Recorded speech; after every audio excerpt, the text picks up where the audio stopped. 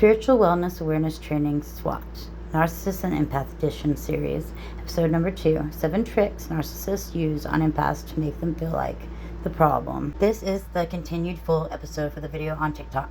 You can follow us there too, at Empath of Love. Check it out. Narcissists are constantly trying to figure out how to make you look like you're the problem, instead of themselves. In order for this to work, they'll have to put the blame on anyone but themselves. And that being said, they will never own up to anything you can't prove, or even if they are found out, they still won't ever own up to it or take full responsibility for something that is, in fact, actually their fault and not yours. This is actually why they try to project the spotlight of blame onto you. In fact, they should be facing the consequences of their action they created to begin with, in order to learn and grow from it. But sadly, that will more than likely never happen. The reason they try to use tricks on certain people is to make them look like the problematic ones, when in reality it is actually them, because in their mind you're such a difficult person. Have you heard that too many times? I know I have. The reason for this video is not to just lead you to follow us on TikTok or lead you to subscribe to our YouTube channel, but to actually educate people and help whoever is going through this, or share it to someone who is. I want whoever is going through this to be aware of some of these tricks and mind games that they use to manipulate you. And most of the time they get away with it. Well, not anymore. Not under my watch. Here are 7 tricks narcissists use on empaths to make them feel like the problem. Trick number 1. Say you both have a different opinion on something or need to figure out compromise in order to agree upon together. Let's just say it could be even a conflict of where you both are headed in life, or something where both of you need to express how you feel. Because in order to work through things, you need to be able to express yourself to one another with understanding, love, and compassion. Even if you disagree. I mean, that's a relationship. That's compassion. That's human kindness, okay? If you don't know how to do that, you need to learn. But as you share your thoughts, feelings, needs, preferences, etc., etc., the narcissist will share their criticisms and negative opinions towards it all, etc. More specifically towards disagreeing with what you think. Your opinion don't matter to them. Rather than the narcissist saying things like, well, let me think about what you said and try to understand why you feel this way, or feel the way you do. What they do instead is try to invalidate your opinion by telling you things like, you don't know what you're talking about. And they start becoming argumentative. Then typically, you take the bait by arguing back or getting upset, followed by telling them how difficult they're being. Then that leads to arguing and you saying, no, you don't understand. Followed by them having this real satisfied feeling that says, got you going. Look how crazy you're acting right now. How am I even supposed to talk to somebody who is as dramatic and problematic as you? And this really does happen, people. I've been through it. I noticed times that I just numbed myself and stopped caring, and it wasn't working. They would trip more than me arguing back. It's insane. Okay, it's insane. I'm not making this shit up. The more you argue with them about it, the more it proves to them in their mind that you're unstable, and then they even make you feel unstable about it. And that's one of their most favorite tricks that they like to use. Here is a following clip I saw on TikTok that is a perfect example of it. And in future videos, I will be planning to use some of my own footage as I go through it, of my experiences and others. Credit for the following video is Daily Dose 444. This is called reactive abuse. Reactive abuse occurs when the victim reacts to the abuse that they are experiencing. The victim may scream, toss out insults, or even lash out physically at the abuser. The abuser then retaliates by telling the victim that they are, in fact, the abuser.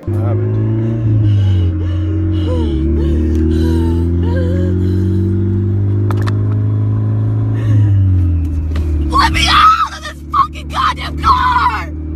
I do not want to be with you no more! You fucking ruined my life! Alright, let me take you to the red bud at least, alright? I don't give a fuck, let me the fuck out! I'm not doing this with you anymore, I'm not doing. The abuser will claim the victim is the abuser because of the reaction the victim has. The abuser may even attempt to convince the victim that there is nothing worth reacting over, and that the victim is overreacting to the abuse. When an abuser claims they are the ones being abused, they are manipulating us into believing we are at fault for the abuse, when in fact we're not. This anymore, I'm fucking killing myself. I am not doing this with you any fucking more. Give me my shit. No, fuck you. I cannot do this. I do not fucking deserve this. Oh my. Dude, don't treat my car like that. Do you notice that? the abuser in the video is the calm one. That is the purpose of the reactive abuse. It's kind of like a chess move. The abuser will purposely gaslight, dog whistle, and many other forms of abuse in order to get their victim to react in an abusive manner so they can blame shift and say, oh, I'm not the abusive one. Oh, I'm not abusive. She's crazy and being a bitch. Or she's crazy and she's being mean. Or whatever the case may be because of how it makes you look. Therefore, that is why they do that. When you're calm, cool, and collected with an abuser, they start putting you down, calling you awful things, physically hurting you, whatever they can do to make you no longer calm about it. You could be so calm about it and say things like, hey, let's go to therapy. Or you could be like, can you please calm down? Then in return, it will subconsciously trigger them like, oh God, because they will realize they are the problem and not you. They cannot have that, especially with them being a narcissist and all. So they will push you until you are abusive in order to be able to blame shift and make you the problem. It is all part of their sick, twisted game of making you the problem. I bet after hearing trick number 1 by now, if you are, or if you know someone who relates to this, you are probably thinking, definitely nodding your head right now thinking that, oh yeah, this has happened plenty of times, like definitely. I know I have. That is because narcissists love to bait you into an argument. Trick number 2. They continue to insist that you really do have to justify your feelings as actions or your interpretations. For example, you're talking about whether it's a project, opinion, or preference that you have, or even just a feeling/impression that you have. Doesn't matter what it is. They will be like, well, why do you feel that way? Where did you come up with that? And who would think in such a way? Or what are you hoping to accomplish? Before you know it, you'll be pulled into this high justification mode. But as you explain yourself over and over and over, the narcissist then keeps telling you after you continue to explain yourself more and more that your explanation is not adequate enough. The more you go into your justification and rationalization, they're constantly trying to figure out how to poke holes in whatever it is you're saying. And the deeper you go into that, it doesn't make any sense, and you have to stop and ask yourself, do I really have to justify myself that strongly?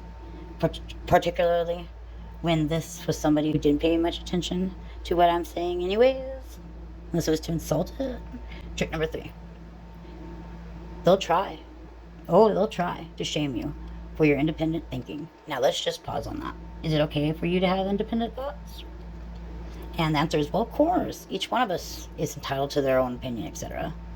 But a narcissist, might say something like, we just have to do things your way, don't we? Or where did you learn to think like that? Or I guess you don't have any use for anybody else's thoughts, now do you? So when you say, well, I have my own preference, or I have my own style, or my own way of doing things, in other words, that is your way of saying you'd like to be your own independent agent, and somehow they interpret that as you are leaving them behind. They interpret that as you are leaving them behind you, and you consider them to be insignificant, when in fact all you're trying to do is say, no, it's just me being me. But you're going to be shamed for something like that. When in reality, you always do it their way. Then they hope you'll eventually stop that way of thinking, go along with their program, and quit being the problem. That's the way they operate. Trick number 4. They will try to make you feel responsible for their own moods. For example, the narcissist was feeling agitated or irritable that day, and then took it out on you, saying something like, do you realize how much trouble you created around here? Or, I was having a perfectly good day until you showed up. Or, you better believe that I'm upset that you're such an impossible person to be around. Like, God forbid. They have their own moodiness and their irregularities. Yet, they'll say things like, yeah, and it's all your fault. And of course, if you accept that by saying things like, well, I didn't mean that. Or if they got you going again, that's part of their game. Give it up. Walk away. Say nothing. Be silent. That pisses them off more. Don't play into it. Don't let them win. I didn't even realize I stopped caring and stopped playing into it, and that pissed them off more. It's actually quite funny. Trick number 5. They may even offer lame excuses. For example, let's say that they have made a mistake, or they may have realized you figured out that they were pretty damn moody, or they were pretty erratic, and they may have said something like, yeah, I've been under a lot of stress lately. Or I didn't have a good night's sleep. Or I was waiting for this person to finish and they didn't come through. They make a lot of excuses. Like, it's ridiculous. Like, they make a lot of riffraff excuses. Then they turn around and blame you for whatever kind of a reaction you may even think about having, even if it's nothing. For example, they may say something like, yeah, I've been working on this project for such a long time, but you're so difficult whenever these kind of things come up. Like what? Then they'll continue to judge you for not understanding them. They may say things like, you didn't make matters any better because you certainly weren't available when I needed your help. So now instead of just saying, yes, I have a problem, and accepting responsibility along with their excuses, comes one of their notorious phrases. But you know I don't have a problem, you do. They then try to make it all your fault. And sadly, you fall for it until you had enough. Or discover this, and I hope it helps. Trick number 6. They'll try to intimidate you when you try to have boundaries. Oh, I've gone through this with family, I've gone through this with lovers. Whew, yes. Keep in mind, boundaries are ways of saying, this is who I am, this is where I plan to go, and then sticking with your decisions, not giving in. They will try to intimidate you by saying things like, well, if you want to do something like that, you're just going to ruin everything for everybody else. You're just a selfish person and definitely not a team player. There they go, turning it against you. They'll try to make you think that having boundaries is a bad thing, when in reality it's not. It's actually very good. It actually gets people to respect you more even. When in fact, it just means you have respect for yourself and know how to say no when people try and overstep what you're comfortable with. Don't give in. But they'll still try to convince you otherwise by saying things like, no, it's a bad thing. It just means you're a very disruptive kind of force around here. Or, oh, you don't care about me. Oh, you don't want to make me happy. You never do anything for me. It's all about them. You'll hear pretty much every excuse and give it this way. Is it like they're saying me, me, me, me, me, me, me, instead of, all about them. So you're not being selfish. In fact, you're actually bettering yourself and growing as a person to be you instead of following the sheep. Number 7, the final trick, for at least this video, is one that in this modern day and age, with the word narcissism being so overly used, people will call someone a narcissist and they're really not. And here goes what their biggest trick is. Trick number 7. Narcissists accuse others of being a narcissist because, God forbid, they want to know if they are one themselves. They'll actually accuse you of being one. And that might set you off. I know it has many times I've given in to it. Don't do it. Because if you don't, it'll just piss them off more. But a narcissist doesn't even have any concern of wanting to know if they are one. But side note, if you're an empath with a narcissist, sadly, you'll think you're a narcissist in the end. But I promise you, if you were, you would want to know. And you still try to take every test, learn about it to think or find out if you are, to get help. Because you want to know so you can change. They'll say things like, well, I've been reading up on this whole thing about narcissism and you're a narcissist. Or hell, you could have, told them you believe you wanted to get help with them, and you think they're a narcissist or something along those lines, and they'll turn it against you. When all else fails and all their tricks ain't working, they're going to turn it against you. You're just terrible because to them, narcissism or being a narcissist is just a dirty name that you give to somebody, and it's their classic projection that they're putting onto you. Haven't you ever heard them say, I don't know why you're calling me that name? It's like how you call someone an insult, a cuss word or whatever, or stupid, ugly or something. They literally try to pull that card like it's an insult, like you're just calling them name calling and stuff. No, sweetheart, it's what it is. It's obviously you don't want to change, and it's terrible to have that. That's not what I'm saying. It's just you found them out and they can't hide it no more. Pretty much, they know they're one and they know it's bad and they don't want to get any help. They don't want to change themselves. So, God forbid, you don't use that term because they're not one and they refuse to get help. Or if they pull the, I want to change or whatever, yet they still keep doing the same thing. Sweetheart, they don't want to change. And the second you realize that, the better. Over time, as these narcissistic individuals come up with these different tricks to try and make you look problematic, they have one end game in mind. They want to wear you down. So eventually you'll start thinking things like, just forget it, I don't want to argue with you, or why should I bother? It's not worth the effort for me to try to take my own initiatives, etc., etc. And then they start thinking things like, good, that means I win, you lose. If that does happen, you will end up losing yourself. You wind up becoming a person that you don't particularly like, and you might not realize until it's too late.